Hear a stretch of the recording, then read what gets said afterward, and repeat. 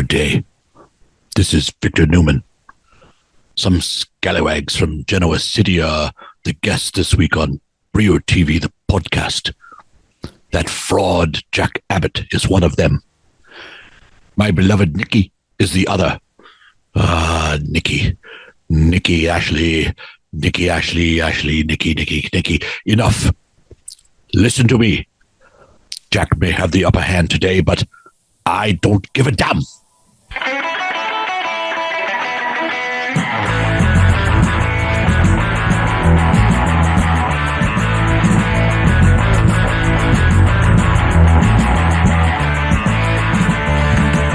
Hi, everybody. Bill Brio here. Thank you for joining me on a video episode of Brio TV, the podcast. Two of the most beloved stars on daytime television, Melody Thomas Scott and Peter Bergman, are my guests this week. And as we all know, they play Nikki Newman and Jack Abbott on The Young and the Restless. And they've been restless on this daytime favorite for decades. I met Miss Thomas a few years ago when she was in Toronto with co-star Amelia Henley, who plays Victoria Newman. This is my first time talking with Mr. Bergman, who you may have seen on a trailer recently for a new streaming series, and we'll get to that shortly. Both were in Toronto as guests of the Global TV network, and here is that conversation. Well, welcome both of you, and thank you for taking time to do this today. Thank you. Hope you're enjoying Toronto for a couple of days. Now, I'm, going to come right out in front and say it. I'm not a regular viewer of Y&R, but I've certainly seen it over the years, and I have friends who watch it regularly. So my questions might be a little bit different today, if that's all right. But sounds fantastic. Let's see where we go. Okay, great. Congrats to both of you, though. I mean, I got to say, I've covered TV. I started at TV Guide Canada in 1982. And, so your entire career, Nikki, on Y&R, Melody. That's okay.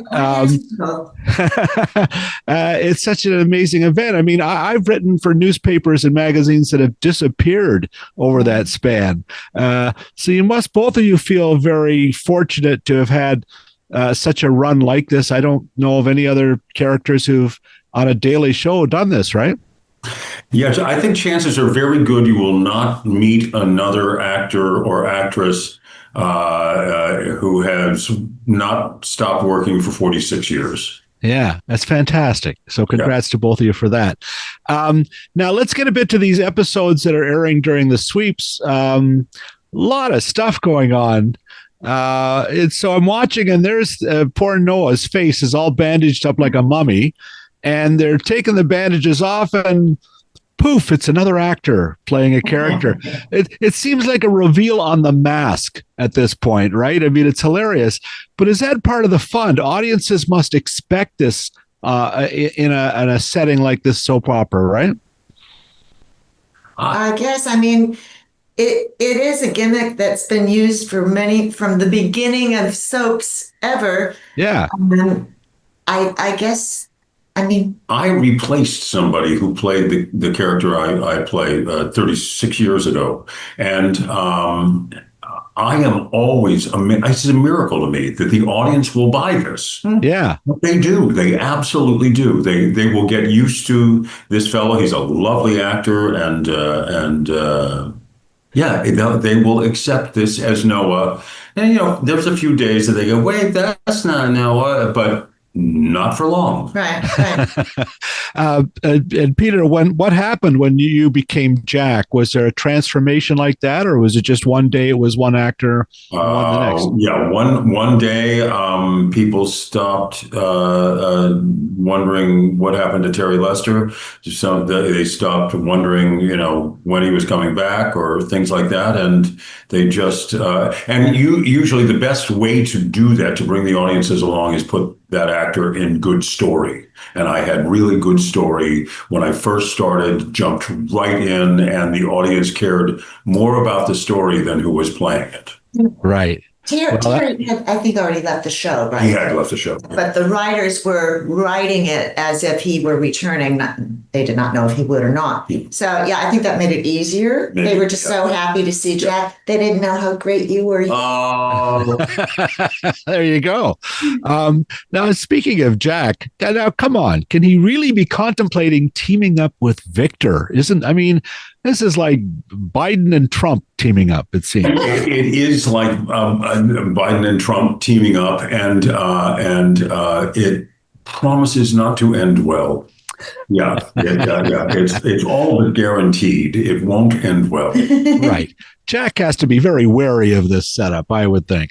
Yeah, Jack is very wary of this guy, and Jack is determined that the day will come that Jack just puts this man through a wall somewhere. but it hasn't come yet. All right. We'll look forward to that. Now, as we were saying, you've both enjoyed such amazing runs on Y&R for many years. And the changes that both Nikki and Jack have gone through are breathtaking, really. Mentioned this to a friend who watches throughout the years, and she said, well, wait a minute. They're not the same characters, really. They're ever changing. Is this the way you both see it? I think that a character with that kind of longevity on a soap, change is required, and change is the only constant of life. So if you don't change, I think that everything's going to stop. It's going to get stale and it's going to be over. So it's ever changing, and it must be. And I rather like that I'm not playing the same character that I every day. For this guy changed and grew, and with each relationship, with each marriage, with each friendship, he changed a little bit more, and things happen in life that change people. His father died; he was the head of the family, and suddenly Jack is.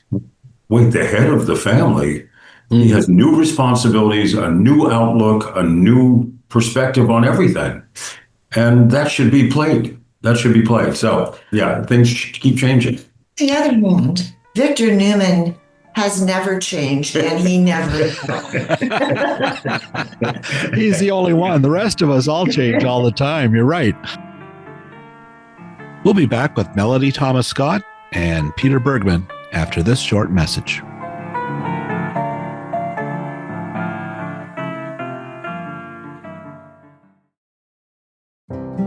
Time once again to check in with Emily Gagne. Emily, what is this magnificent thing behind you, this background?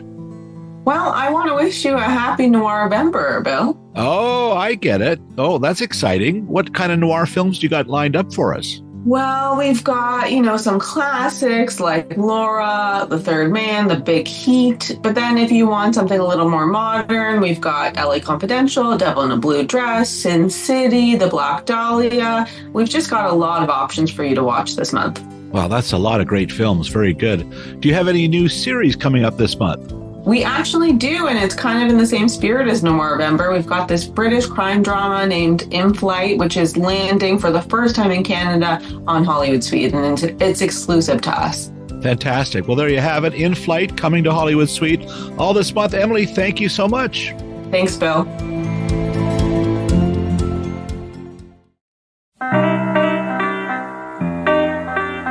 And here they are again, Melody Thomas Scott and Peter Bergman. There was a clip was sent of a scene you both played earlier this season, I believe. Nikki was drinking and Jack was drinking to try to help her. And it was fascinating to watch, but it was very touching too. There was a little moment there where Jack toasts Nikki and says, let's toast to 40 years of friendship. That was very sweet. That must have been a nice moment for you both.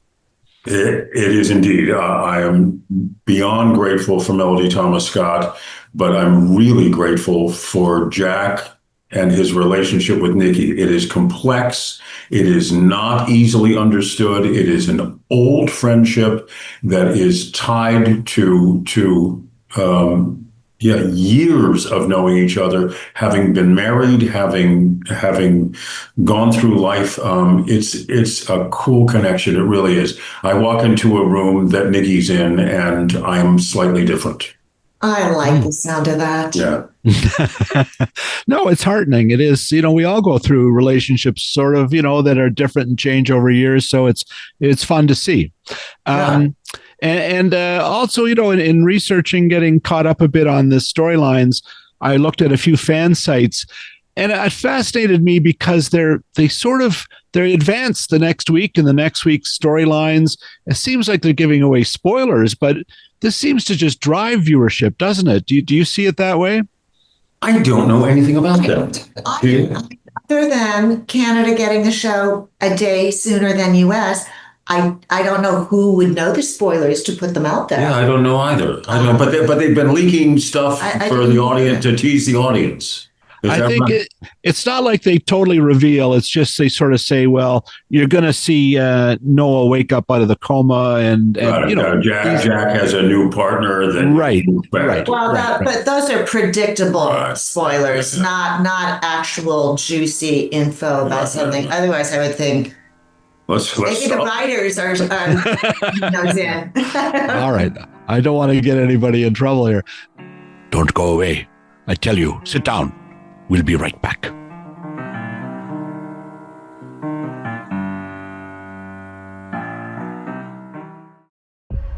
You think you understand how this business works, but you don't. She owns the company. I run it. I now know why Mommy was so stressed. Embezzlement, insurance fraud, wire fraud. Hey, Pop, what's the plan here? Dear God, I beg you for patience. That's pretty much it. Landman, new season, streaming November 16th, only on Paramount Plus.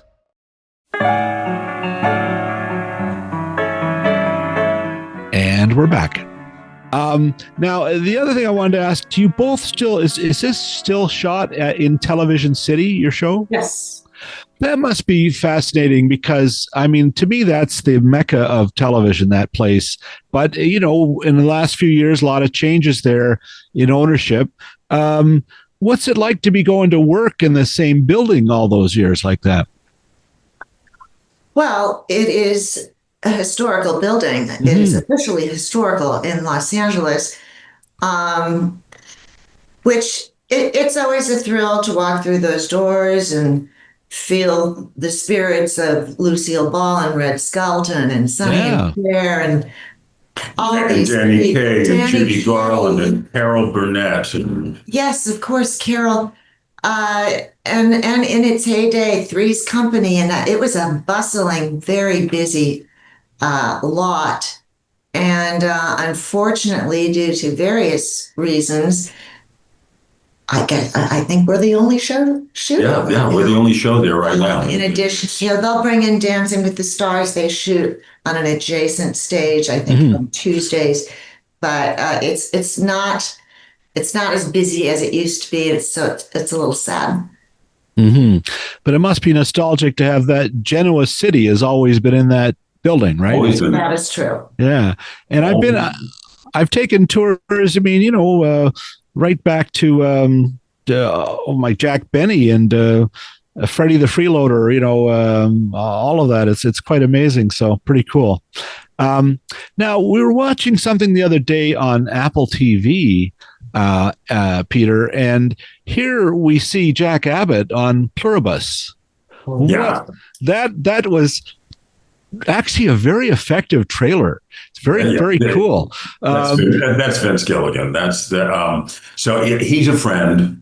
And I've known him for some time, and called me to ask if I might be interested in being in the first episode. And I am literally in the first episode. That trailer makes it look like I'm one of the two stars of the show. Nothing could be more misleading. That is Ray Seahorn's show, and she's just brilliant. And it was a fun trip up to Albuquerque for a couple days, and I look forward to seeing it myself.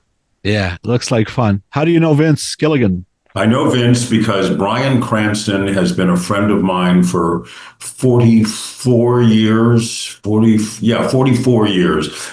He was on a show called Loving, a soap opera in New York. I was on a show called All My Children, and we played against each other in a softball game. And I played first base, and Bryan and I got chatting after he hit a single.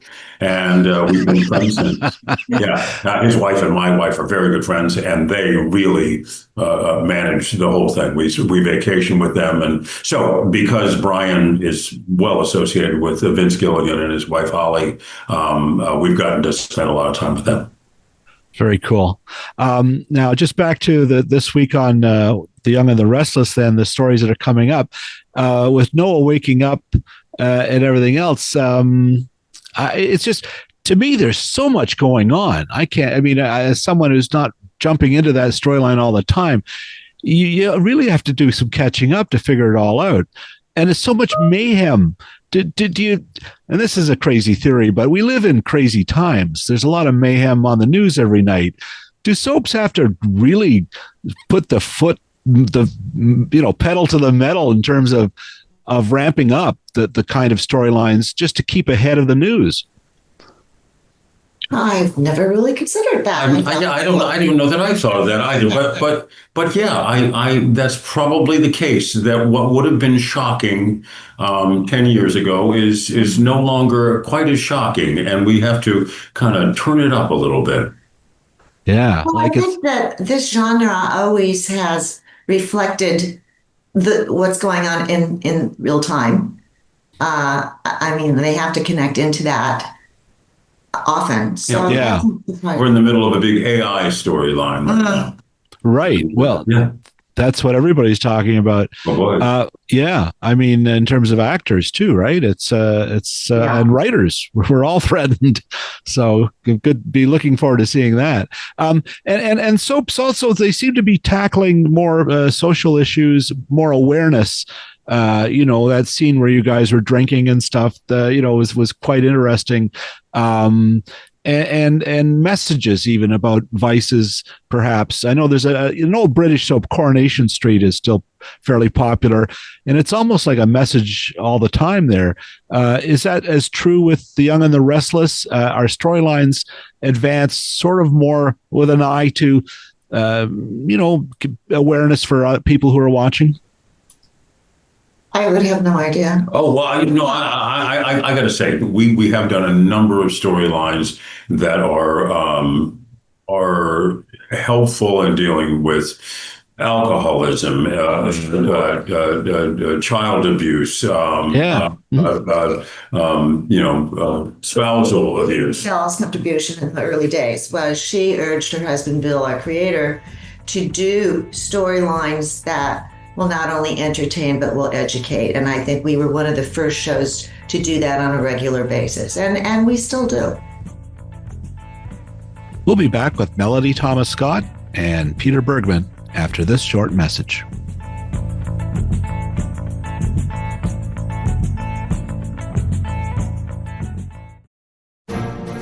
What's on in November on Super Channel? Well, we've got a new spin on an old legend, Robin Hood. Yeah, newcomer Jack Patton as Robin, Lauren McQueen as Maid Marian, and Sean Bean as the Sheriff of Nottingham star in this classic tale of the roguish outlaw hero who stole from the rich and gave to the poor. All 10 episodes can be streamed on Super Channel Fuse. Later in November, you will find a raw and electrifying look at one of Canada's most iconic and fearless artists, Biff Naken.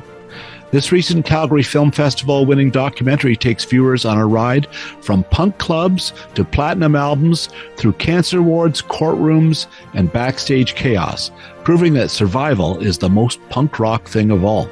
Featuring commentary from George Stroumboulopoulos, Denise Donlin, and others.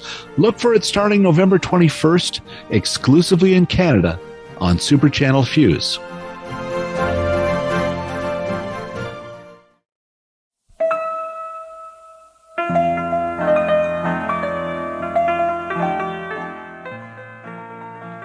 And here they are again, Melody Thomas Scott and Peter Bergman.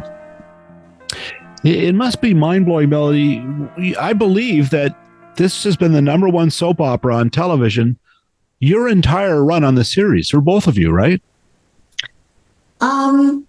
It is true for me. Well, I can tell you the year that we hit number one and have not gone back. It was December of 1988, because that was when I gave birth to Elizabeth, our youngest child, and that was the week that we went to number one finally, and it was a big deal. And so we attributed that to Elizabeth brought us good luck. And she is 35 now. She won't like that I told you that, but we have continued to be number one every week since. Every week. Well, that's amazing. I have a daughter who, Katie, is 35 as well, so time does fly. And that's one other thing I wanted to ask. It's funny, Melody, to hear your character referred to as Grandma Nikki sometimes on the show. Who calls me that? Grandma Nikki. I'm going to delete that from the script. Yeah, I know. I mean, I had to acquiesce to Grandma because Nikki is, and I am, and it happens to everybody except you. You will never be Grandma. I will never be Grandma. So, you have to make peace with it. Although I think, wasn't there I don't know if it was a rumor that back in the day that Susan Lucci refused to be called Grandma, or even refused to have a grandchild. Is that true? That's funny. Somehow. Didn't want her character to be a grandmother. I could be completely wrong. Don't quote me. Well, it's too late. You're on video. Sorry. Listen, I'm a grandfather, so to me, it's kind of comforting and relatable. It's kind of cool to have these sexy characters, portraying an older demo. I think you must hear from fans of a certain age who are pretty happy, right? Yeah, I think these shows have always been multi-generational, and I think the best storylines are storylines that affect everyone around you. That everyone has something at stake when Jack's in trouble, and it goes through the whole family, and that's a perfect storyline. So if there are grandchildren that are also affected, all the better. Yeah. And the other thing I was curious about, broadcast TV's gone through such a revolution the past decade, even, with the rise of streaming services and other platforms, but not so obvious in daytime. Soaps, game shows, football. These are the hottest parts of broadcast TV to this day. Do you think Y&R would work on, say, Paramount Plus? Would it be better to have language and violence and sexual situations, or do the guardrails on conventional broadcasting kind of enhance the fantasy of it a bit for thank you for the opportunity to plug it. I think we are in Paramount Plus. Oh, okay. Well, there you are. As well as network. Yeah. But I mean, it's not created for, like, you can't. You're correct. I'm sure Jack would really love to tell Victor to F off. Language, there's some freedom over there. Yeah.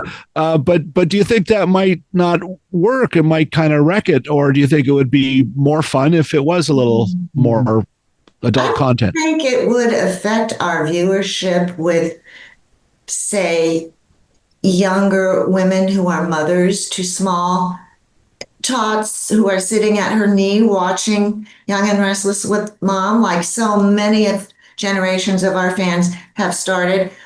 That I would worry about, because I don't think any mother wants her children to hear the kind of language that you are suggesting. I think that would really affect a lot.